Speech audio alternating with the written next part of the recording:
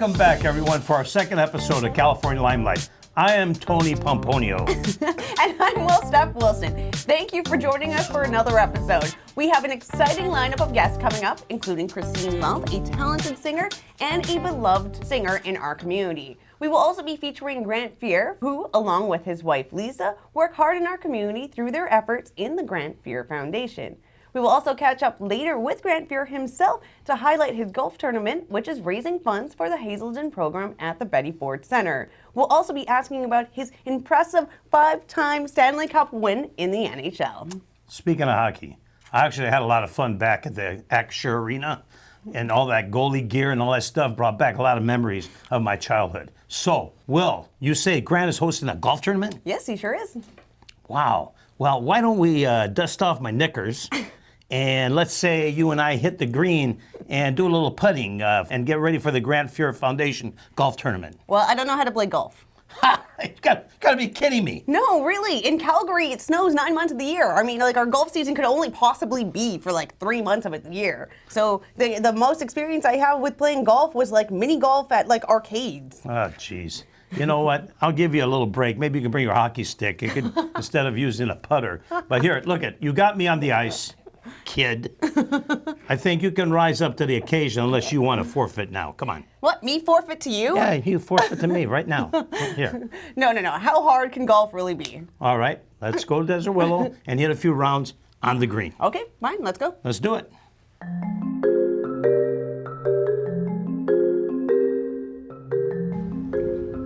And once again, I'm here on time. What is taking Tony so long?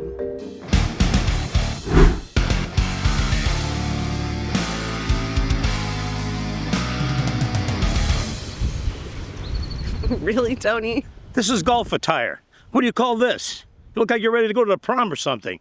What's wrong with this? Whatever. Let's just get this challenge started, okay? I got you this time. Okay, here's the game. We got 4 balls each. We're gonna get a final score of how many shots you're gonna take to get all 4 of your balls in the hole. Okay, that sounds good. Sounds good? Yeah. You're gonna be able to do that, How hard huh? can that possibly be?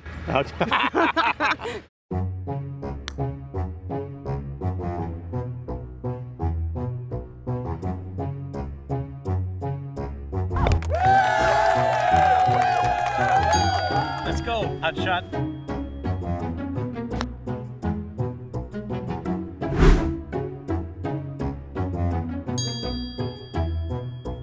You're supposed to get the ball in the hole, not the water.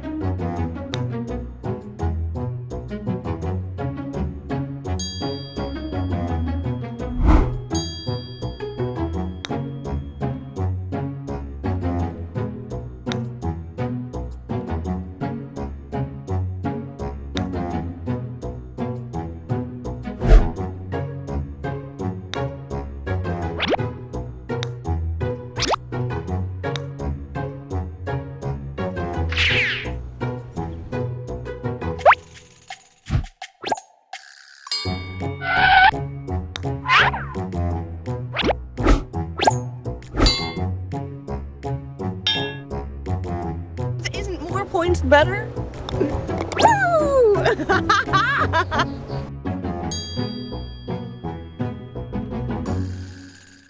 Hey, isn't that Richard Karn out there? I'm gonna go talk to him. What time did you get up? It's 5 in the morning. Yeah, okay. 4:30 even. I was a little excited for. Well, it's all right. hit the ground running. That's the plan. We're good? Everyone's. Wait, we're rolling? Oh, oh, I said, oh, never mind.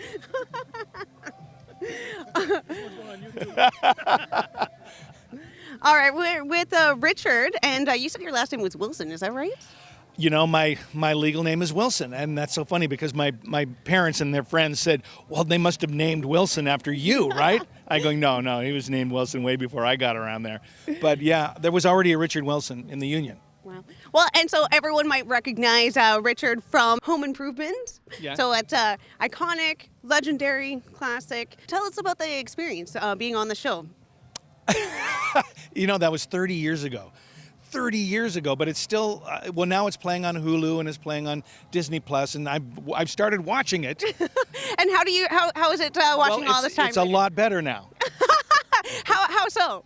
Well, when we would do it, there would be things that would be edited out. And, so I'd go, oh, why did they edit that out? I mean, I did this so that this would make sense.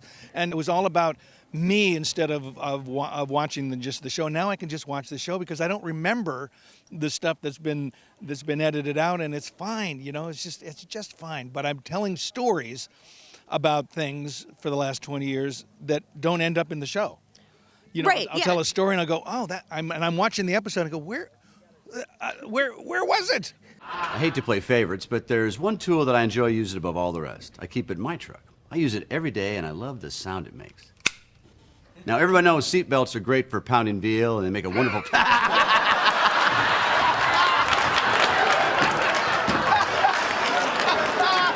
that we're finished showing you Wilson's metal sculptures... I am Spartacus. No, I am Spartacus. No, it's me. I'm Spartacus. I am Spartacus. No, it's me. I'm Spartacus. Really, I'm Spartacus. Ask anybody. Complexities of the mother-child relationship affect all aspects of your life. Oh, boy, ain't that truth. I don't know how matter how hard you try to fight against it, you're always your mother's child. Hey, I got a fun idea.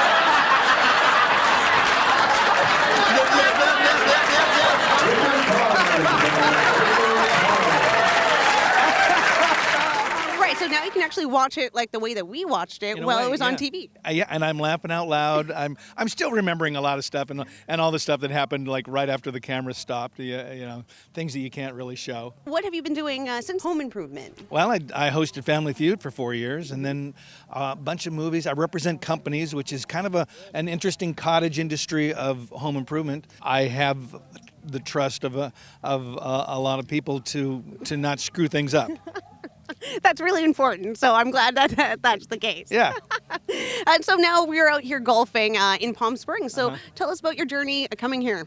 When Home Improvement hit, I would be invited to a bunch of these kind of charity events and things like that. And then I realized, well, I should do something for myself or for, what I believe in. And I took a tournament up to Seattle, and we had that for 18 years for cancer research. And then all of the guys that would play in my tournaments ended up having their own tournaments later, like that. So I would reciprocate. I'd go, well, I'll come to your tournament. Absolutely. I met Grant, I think, years ago in one in St. Thomas. And then we've just stayed friends, and I help out when I can. Charity is a big passion of yours. So tell us a little bit more about your involvement in terms of the Grant Fuhr Foundation. Well, my involvement is letting Lisa take the lead, Grant's wife, and buying raffle tickets, giving them money so that they can disperse it to where they need it to go. And what's the future for you looking like? Oh God, if I knew that, I would go out, I would buy stock, I would buy, I'd buy all these things. I have no idea. Things come up. Hallmark Christmas movies will pop up, or some company will say, hey, we'd love you to help us out, and I'll do that. But right now, I'm just kind of retired till I work. Awesome. Well, sounds good. Thank you so much for joining us on California Limelight. You're welcome.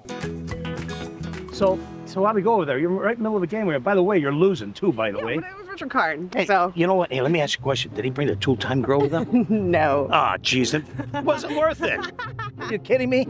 All right, that's 10 points for me. And what about 1,000 for you? I did much better than that. No time to waste over your score right now. Looks like most of the guests are arriving for the Grant Fuhr Foundation tournament. Oh my goodness. Is that Bernie Nichols? What? The legendary hockey player. He's one of 4 players in the NHL history that scored at least 70 goals and finished with at least 150 points while playing with the LA Kings. Well, he probably wants to talk to me. I'm quite the hockey player these days. All right, if you say so. I'm going to go find Grant Fuhr, and I'll meet you back at the studio. Hey, folks, we are very fortunate today to have Bernie Nichols with us. Bernie, how you doing? I'm doing great. I'm on the golf course. It's a beautiful day. Yeah, I see you're hitting from the longer tees here, so you must play a lot of golf these days. Well, I do. I should be up there. I'm a little older than most of these guys, so I should be up there, but we'll do all right from there. Well, you know what? We're real familiar with your career. We know that you scored a ton of goals in the NHL, and I'm an old LA Kings fan as well, so I know about all your time when you were out here with the Kings. Nichols and Gretzky. Nichols shoots. He scores! The hat trick gave Nichols 70 goals that season. An empty net goal. Bernie Nichols, 300th of his career. What a career. Well, I appreciate that. I was drafted by LA. I played 10 years there. We've been talking about it all day, some of the great playoff games we had against the Oilers, and LA was a great place to play. Well, awesome. Thank you so much for your time. I know you got to get back with the rest of the guys, so thank you so much. We appreciate it. I appreciate you guys. Thank you very much, and thanks everybody for coming out. This is a great cause. You got it. I'm with Grant Fuhr, so it's a pleasure to have you here on California Limelight, and we're at your event. It's the 3rd annual Grant Fuhr fundraiser for Betty Ford. Tell us about that. Yeah, so my wife and I decided to start a foundation here in the Valley. She's been here most of her life, and I've kind of loitered here the last 15 years, and thought we'd try and find a way to give back to the community a little bit. So I love golf, and we decided we'd try and start this tournament. And going back in time a bit, you were born in Edmonton, and being a fellow Edmontonian is pretty exciting. So not only is it pretty amazing that you made it into the NHL, but you also made it into your home team in the Edmonton Oilers. Can you tell us a little bit about that? Yeah, I got kind of lucky. I mean, I grew up just outside Edmonton in Spruce Grove and played all my minor hockey there, and was fortunate enough that the Oilers drafted me, and I moved away to play junior, and then was lucky enough to go back home. And you won 5 Stanley Cups, is that right? I did. We got lucky. Hopefully with the Firebirds this year, we'll get a Calder Cup to go with it. So why don't you tell us a little bit about your hockey career as well? What kind of experience was that like? You know, it's a great experience. I mean, I think most kids in Canada grow up and want to play in the National Hockey League, and I basically get to live a dream where I get to play in the National Hockey League, 2, I get to play at home. So that's awesome, and managed to loiter for 19 years. And so now you're here. So what brought you to Palm Springs? My wife. Most of it, but golf too. Golf, and now we have hockey, so I've got the best of all worlds. So how did you meet her then? I met her at a tournament over in San Diego. And so going back to your foundation, the one that you started with your wife, what prompted you to start that foundation, and what does that mean to you? Well, you know what? The Oilers used to bring us down here so we could play golf with President Ford and kind of rub shoulders with them and Mrs. Ford, and it's something that we got to see way back in the early 80s, and it's just basically my continuation of the legacy that they started, and it's a great charity to be a part of. There's always a need for it, and the Betty Ford Center does some great work, and we're just helping out with the children's program now. Right, and on that note, what is the impact that this golf tournament has on that department? You know, we'll raise some funds, and I think the more funds we can get, the better the program will get, and that's the beauty of it, is we get a chance to give back, and all the guys, all the celebrities that we bring in, love to give back. Awesome. All right, well, good luck out there today. Thank you. Wow, that was a lot of fun and great to catch up with so many wonderful people who came together in our community at Desert Willow.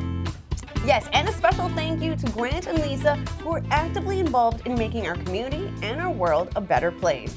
Hi, I'm Richard Karn. Don't go away. TikTok will always be there, but California, Limelight, stay tuned. California Limelight is excited to be covering the Dallas reunion on June 13th at Oscars here in Palm Springs. Well, check it out. We're at South Fork. How about that? How cool is that, man? Howdy.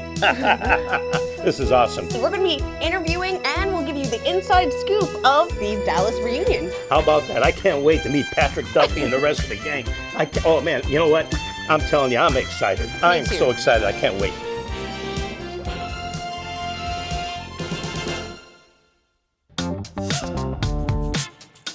Now, up next, we are humbled to have a special performer on our show.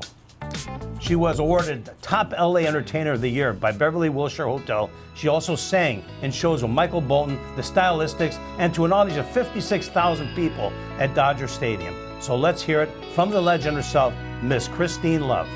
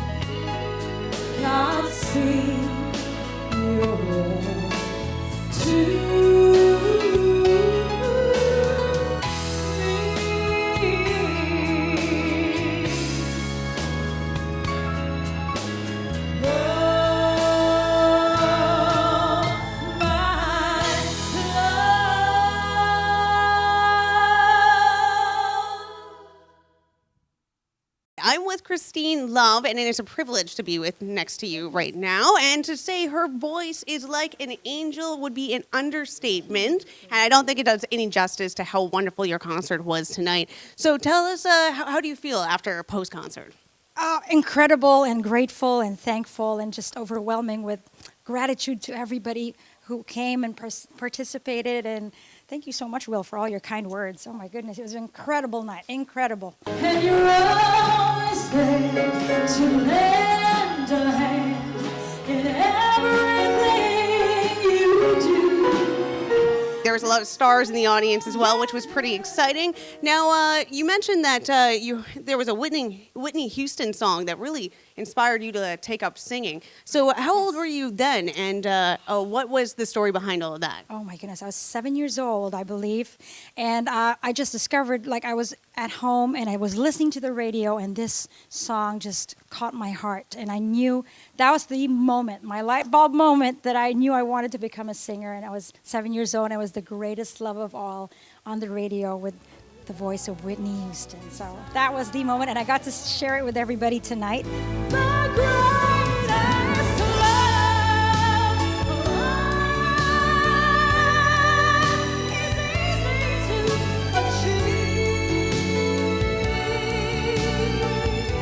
That's why I'm here tonight and singing to everybody because of that song.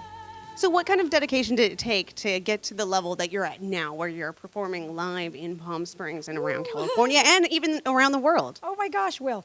Well, where do I start? It's like, oh my goodness, I think just knowing that this was my purpose, I think realizing that moment when I was 7, that it was my purpose to sing on earth, and I just really am thankful I get to meet so many people and touch people's lives and touch their hearts or bring some kind of beautiful memory to them through the songs I do, and that means a lot to me. Ain't gonna do you wrong, why ain't gonna do you wrong, 'cause I know what, all I'm asking is some respect. And you had a really amazing story about being called up on stage at the McCallum Theater. I would like the audience to hear it from you. So what was that night?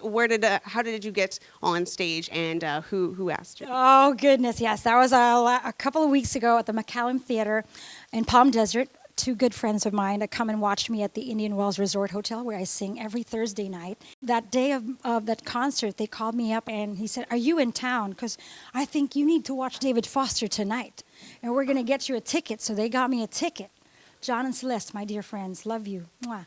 And they said, you're going to go, you're going to watch David Foster. And then I was there, and then David comes in, says, "Does anybody want to sing a song tonight? Does anyone want to sing from the audience?" So I raised my hand, and oh my goodness, I said, this is happening. This incredible moment's about to happen. Don't make me close one more time.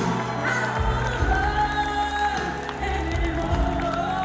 Saying I am, if you dare, saying that, anyway.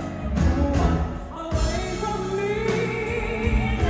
So I was so grateful. I got to sing the song, "I Have Nothing," which I've been doing for decades, which I dedicate to my mom each and every time because it's her favorite song. And I got to do it with David Foster, who happens to be the producer of that song. So what an incredible moment in time, and I'm so grateful to everybody that have been supporting me in the desert since I've been singing here. Wow, fantastic! That's such a great story, and what a inspiring moment as well. So you said every Thursday at Indian Wells Resort. Right? Yes, please, everybody, come visit me from California, Limelight. Everybody, our friends out there. Will, thank you for letting me promote it. Indian Wells Resort Hotel. Every Thursday night, I'm there. Come visit me. Awesome! Thank you so much for choosing us. Thank you so much, Will.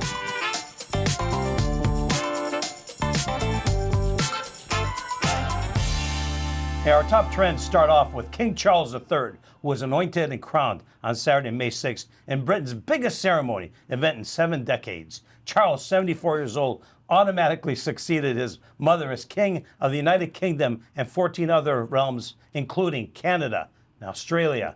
Queen Elizabeth in 1953 was the first ever televised coronation, Charles being the second. For most people in the world, Queen Elizabeth has reigned as queen for most of their entire lives, myself and Will included. Unsurprisingly, not everyone who came to watch the new king's coronation was there to cheer Charles. Hundreds of people booed and waved banners reading, "Not my king." At least 52 people were detained as part of a significant police operation. So, Will, how do you Canadians feel about King Charles?